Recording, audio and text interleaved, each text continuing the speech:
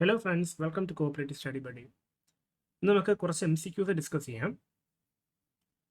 ആദ്യത്തെ question: who has the power to suspend officers of a cooperative society? ഒരു cooperative സൊസൈറ്റിയുടെ ഓഫീസേഴ്സിനെ suspend ചെയ്യാനുള്ള അധികാരം ആർക്കാണുള്ളത്? രജിസ്ട്രാർക്കാണുള്ളത് കേട്ടോ.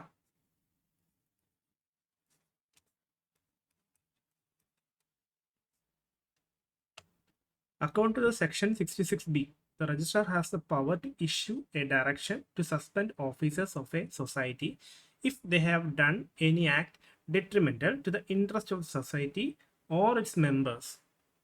Okay. അത് സെക്ഷൻ 66B പറയുന്നുണ്ട്. ഇപ്പോൾ കുറച്ച് എക്സ്പ്ലനേഷൻ കൂടെ ഓരോ ആൻസറിനും കൊടുക്കാവുന്ന രീതിയിലാണ് ഇപ്പോൾ ചെയ്തു വരുന്നത്. പിന്നെ ചെയ്യുന്നതിൽ എന്തെങ്കിലും ഡൗട്ടോ മിസ്റ്റേക്സോ എന്തെങ്കിലും ഉണ്ടെങ്കിൽ കമൻറ്റ് ചെയ്യണം കേട്ടോ. Then, second question: within what time limit should a dispute arising from an election be referred to the Cooperative Arbitration Court? Cooperative arbitration കോർട്ടിലേക്ക് ഇലക്ഷനെ സംബന്ധിച്ചുള്ള ഡിസ്പ്യൂട്ടുകൾ എത്ര സമയത്തിനുള്ളിൽ നമ്മൾ കൊടുക്കണം? 1 മാസത്തിനകമാണ് കേട്ടോ. 1 മന്തിനകത്താണ്. അതിൻ്റെ explanation section 69 subsection 3 states that no dispute arising in connection with the election shall be entertained by the Cooperative Arbitration Court unless it is referred to it within 1 month from the date of election. Okay.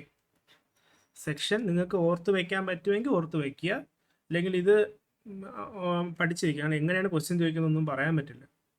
ഇനിയിപ്പോൾ എന്തായാലും cooperative ഇൻസ്പെക്ടറിൻ്റെ exam ഉണ്ടാവും ഉടനെ, സെപ്റ്റംബറിലാണ് എന്നാണ് ഞാൻ അറിഞ്ഞത്. Okay. ഇനി അടുത്ത question: who appoints a cooperative ombudsman? Cooperative ഓംബുഡ്സ്മാനെ നിയമിക്കുന്ന ആര്? ഗവൺമെൻറ് ആണ് കേട്ടോ.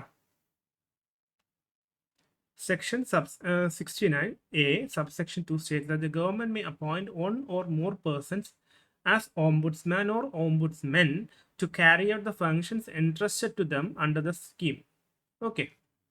അപ്പോൾ കോപ്പറേറ്റീവ് ഓംബുഡ്സ്മാൻ ആരെ നിശ്ചയിക്കുക? ഗവൺമെൻറ് ആണ്. What is the term of office for the cooperative ombudsman? Cooperative ഓംബുഡ്സ്മാൻ്റെ ടേം ഓഫ് ഓഫീസ് എത്രയാണ്? 3 years ആണ്.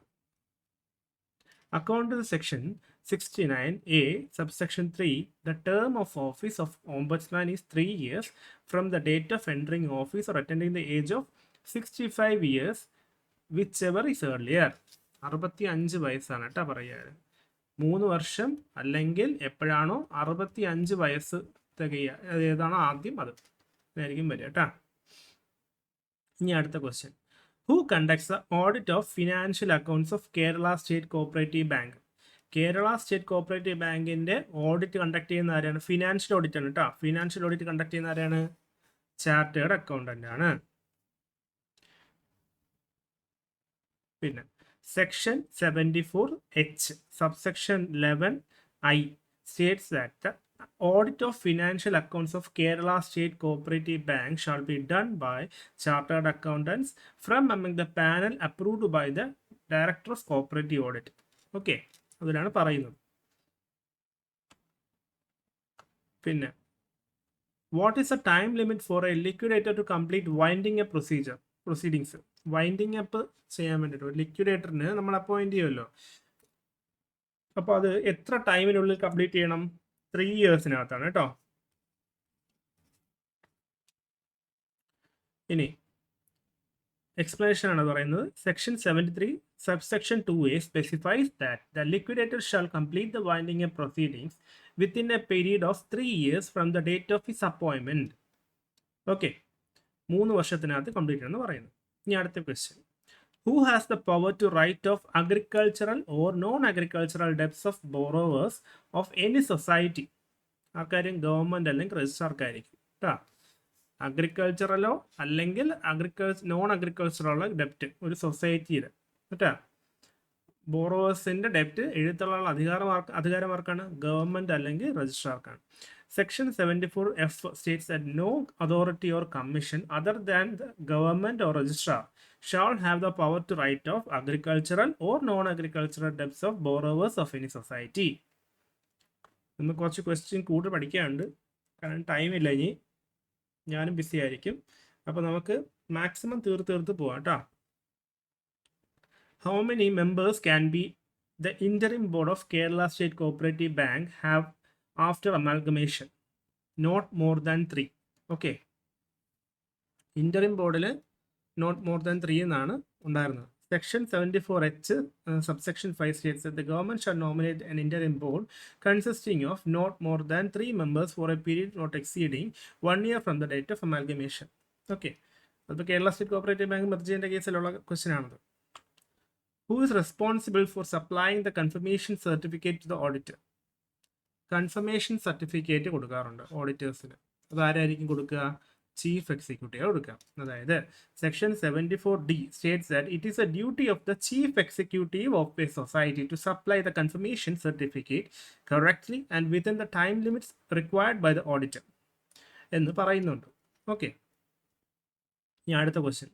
What percentage of posts in cooperative societies are reserved for physically handicapped person? Physically handicapped ആയിട്ടുള്ള ആൾക്കാർക്ക് എത്ര പോസ്റ്റാണ് അല്ലെങ്കിൽ എത്ര ശതമാനം പോസ്റ്റാണ് കോഓപ്പറേറ്റീവ് സൊസൈറ്റികളിലും റിസർവ് ചെയ്തിട്ടുള്ളത്? 3%.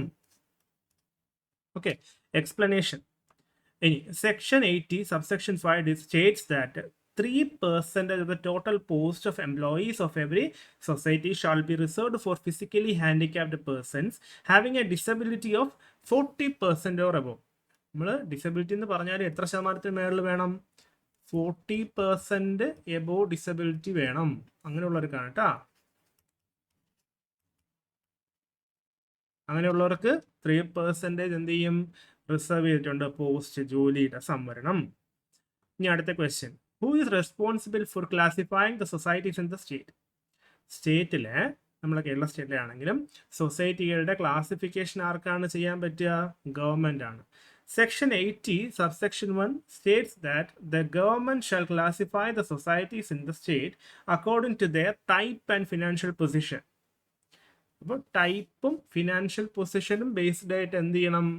സൊസൈറ്റികളെ ക്ലാസിഫൈ ചെയ്യുന്നതിന് ആർക്ക് അധികാരമുള്ളത്? ഗവൺമെന്റിനാണ്. Then next question. What is the minimum number of members required for a cooperative society to continue its registration? നമുക്കറിയാം 25. Section 71 subsection 2A implies that a society should consist of at least 25 members, as the registrar may direct winding up if the number of members has been reduced to less than 25. നമ്മൾ പഠിച്ചിട്ടുള്ള കേസാണ്. 25 മെമ്പേഴ്സിൽ കുറഞ്ഞു കഴിഞ്ഞാൽ രജിസ്ട്രാർക്ക് എന്ത് ചെയ്യാൻ പറ്റും? Winding up ചെയ്യാൻ പറ്റും. അതിനുള്ള അധികാരമുണ്ട്. അതാണ് ഇതിൽ പറയുന്നത്. ഓക്കെ, ഇതാണ് സെക്ഷൻ 71 സബ്സെക്ഷൻ 2. അപ്പം മിനിമം എത്ര പേര് ഒരു സൊസൈറ്റി നിലനിൽക്കണമെങ്കിൽ എത്ര വേണം? 25 മെമ്പേഴ്സ് എങ്കിലും വേണം. ഇനി next question. Who has the power to cancel the registration of a cooperative society? ആർക്കായിരിക്കും പവർ ടു ക്യാൻസൽ രജിസ്ട്രേഷൻ? രജിസ്ട്രാർക്ക്. Section 74 states that the registrar has the power to cancel the registration of a society by order in writing when certain conditions are met. Okay, അത് പറയുന്നത് section 74. How long can the interim board of Kerala State Cooperative Bank function after amalgamation? 1 year. നമ്മൾ നേരത്തെ കണ്ടതാണ് കേട്ടോ. Section 74H subsection 5 states that the government shall nominate an interim board for a period not exceeding 1 year from the date of amalgamation or till a newly elected board of directors take charge, whichever is early. Okay, ഒരു elected ആയിട്ടുള്ള board of directors charge എടുക്കുമ്പോഴോ അല്ലെങ്കിൽ 1 വർഷം വരെയോ ഏതാണോ ആദ്യം എന്നുള്ള രീതിയിലാണ് പറഞ്ഞിരിക്കുന്നത്. The next question. Who is responsible for making schemes for cadre integration after amalgamation of district cooperative banks? ആരാണ്? ഗവൺമെൻറ്. അതായത് കേഡർ ഇൻ്റഗ്രേഷൻ കൊടുക്കും. അതായത് ഈ ഡിസ്ട്രിക്ട് കോഓപ്പറേറ്റീവ് ബാങ്കുകൾ മെർജ് ചെയ്ത് കഴിഞ്ഞാൽ, അതായത് അമാൽഗമേറ്റ് ചെയ്ത് കഴിഞ്ഞാൽ എന്താ ചെയ്യുക? കേഡർ ഇൻ്റഗ്രേഷൻ കൊടുക്കുന്നവരാണ് government. Section 74H subsection 13 states that the government shall make a scheme for cadre integration, seniority, promotion and transfer and other matters related to employees of the transferor and transferee bank. Okay, ഇതൊക്കെ ജോലി കയറുമ്പോഴത്തേക്ക് നമുക്ക് അറിയാൻ പറ്റും അതിൻ്റെ ബുദ്ധിമുട്ടും കാര്യങ്ങളൊക്കെ. Okay, ഇപ്പം നിങ്ങൾ ഇതൊന്ന് പഠിച്ചു വെച്ചേക്കാം. Within what time frame must a cooperative society commence working after registration? എത്രയാണ്? നമുക്കറിയാം 6 months. 6 മാസത്തിനകത്ത് എന്ത് ചെയ്യണം? ഒരു കോഓപ്പറേറ്റീവ് സൊസൈറ്റി രജിസ്റ്റർ ചെയ്ത് കഴിഞ്ഞാൽ വർക്കിംഗ് തുടങ്ങണം. അതായത് section 71 subsection 2 subsection B implies that the society should comments working within 6 months of its registration unless an extension of time is granted by the registrar. അതായത് section 71 subsection 2 subsection B implies എന്ത് ചെയ്യണം? Society എന്ന് പറഞ്ഞിട്ടുണ്ട് 6 മാസത്തിനകത്ത് working തുടങ്ങണം registration കഴിഞ്ഞിട്ട്. അല്ലെങ്കിൽ എന്ത് ചെയ്യണം? രജിസ്ട്രാർ അത് എക്സ്റ്റെൻഡ് ചെയ്ത് കൊടുക്കണം, granted by the registrar. Okay. Then who has the power to fix the remuneration of the liquidator? ലിക്വിഡേറ്ററിന്റെ ശമ്പളം അല്ലെങ്കിൽ റെമ്യൂണറേഷൻ ഫിക്സ് ചെയ്യുന്ന ആരാണ്? രജിസ്ട്രാർ ആണ്. Explanation. Section 72 subsection 1 states that where the registrar has made an order for winding up a society, he shall appoint a liquidator for the purpose and may fix his remuneration. Okay. Remuneration fix ചെയ്യുന്നത് registrar ആയിരിക്കും. ഞാൻ കുറച്ച് in-depth ആയിട്ട് പഠിപ്പിച്ച് പോവുകയാണ്. എങ്ങനെ question വരും എന്ന് അറിയില്ല, അതുകൊണ്ടാണ്. ഓക്കെ.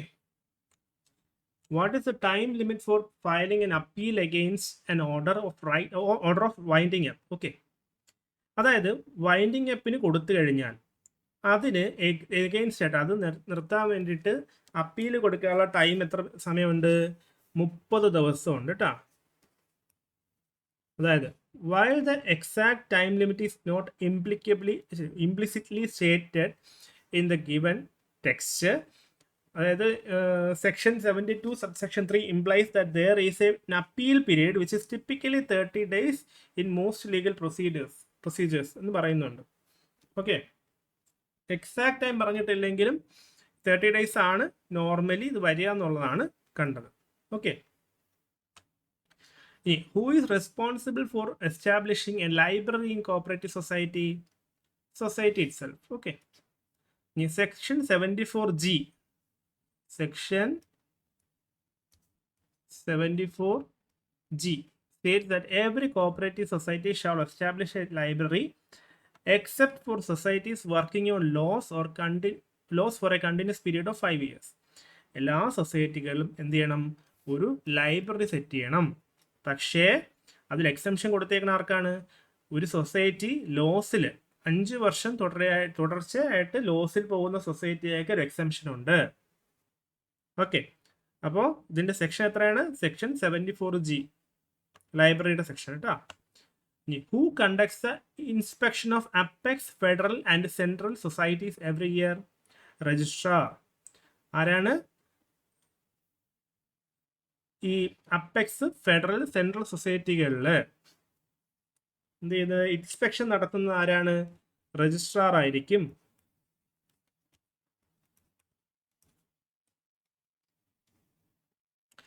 എക്സ്പ്ലനേഷൻ പറയാം. Section 74C states that the registrar shall inspect or cause to inspect the affairs of all apex federal and central societies every year. Okay. Who has the authority to open branches for primary cooperative societies അല്ലെങ്കിൽ ബാങ്കുകൾക്ക്? ആരാണ് ഇത് authority? Registrar ആണ്. ഉദാഹരണം section 74B states that the primary cooperative societies അല്ലെങ്കിൽ banks may open branches in the area of operation with the prior written permission of registrar. രജിസ്ട്രാറുടെ written പെർമിഷനോട് കൂടി മാത്രമേ എന്ത് ചെയ്യാൻ പറ്റൂ? സൊസൈറ്റിയൊക്കെ പ്രൈമറി കോഓപ്പറേറ്റീവ് സൊസൈറ്റികളല്ലെ ബാങ്കുകൾക്ക് അവരുടെ ബ്രാഞ്ച് തുറക്കാൻ കഴിയുള്ളൂ. ഇത് പറയുന്ന സെക്ഷൻ 74B.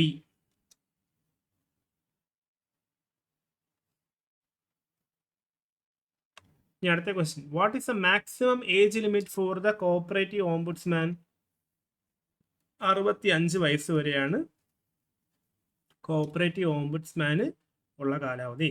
അതായത് section 69A subsection 3 mentions that the term of office of the ombudsman is 3 years from the date of entering office or attaining the age of 65 years, whichever is earlier.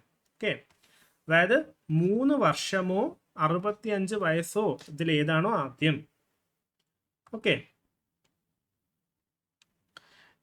Who has the power to make rules regulating the qualifications and conditions of service of officers and servants of cooperative society government കേട്ടോ.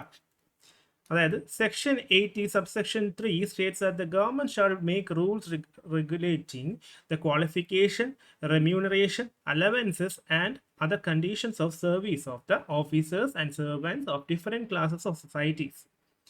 അതായത് ഗവൺമെന്റിനാണ് അതിന് അധികാരം. എന്തിന്?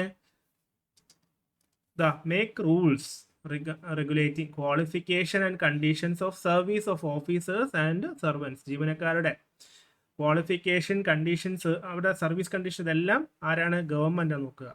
അതിൻ്റെ section 80 subsection 3. Okay. From where should appointments be made for societies mentioned in Scheduled 1?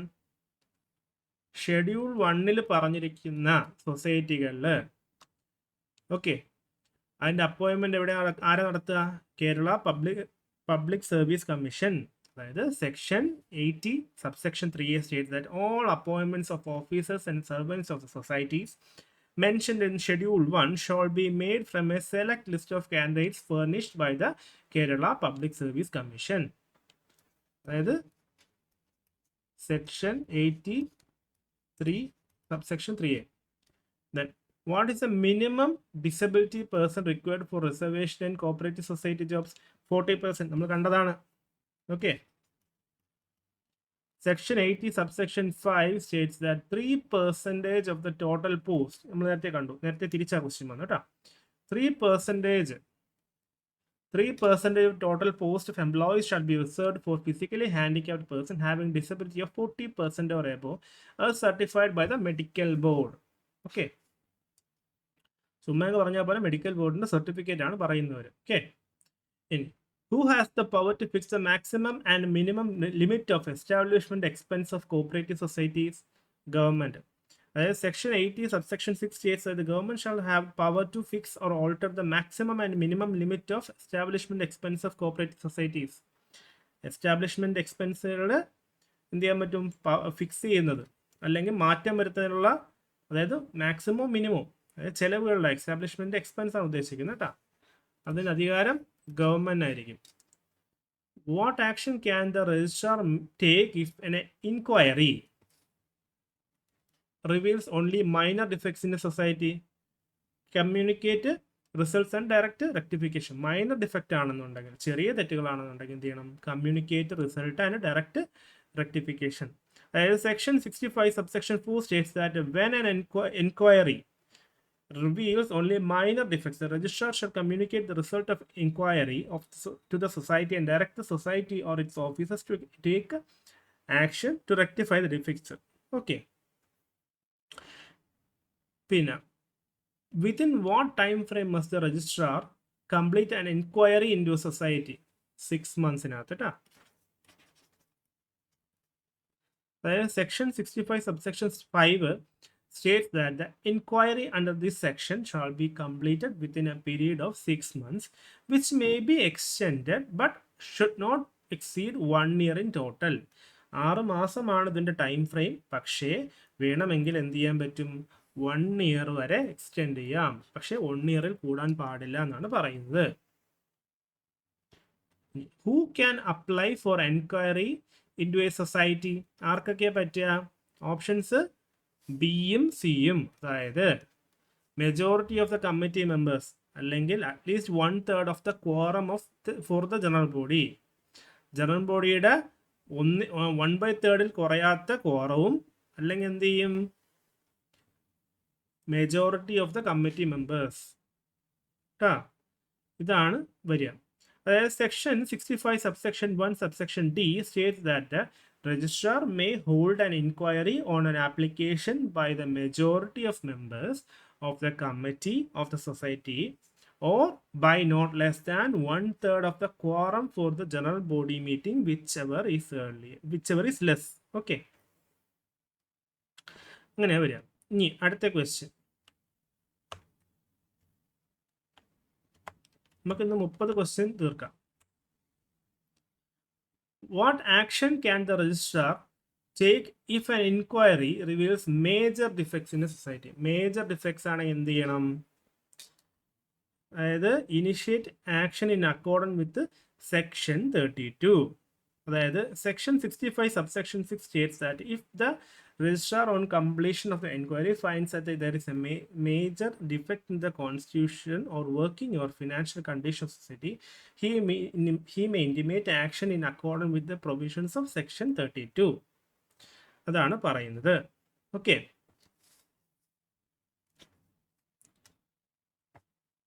ഇനി നമുക്ക് ഇത്രയും question കൊണ്ട് നിർത്താം. ബാക്കി ക്വസ്റ്റ്യൻ നമുക്ക് അടുത്തതിൽ ചെയ്യാം. നമുക്ക് ഇനിയും ഇൻഡെപ്ത് ആയിട്ട് നമ്മളിത് പഠിച്ചു പോകും. നമ്മളിപ്പോൾ ബേസിക് ഇങ്ങനെ കവർ ചെയ്ത് പോവുകയാണ്. നിങ്ങൾക്ക് വേറെ എന്തെങ്കിലും ടോപ്പിക് വേണമെങ്കിലൂടെ എൻ്റെ അടുത്ത് പറയണം. Okay, thank you.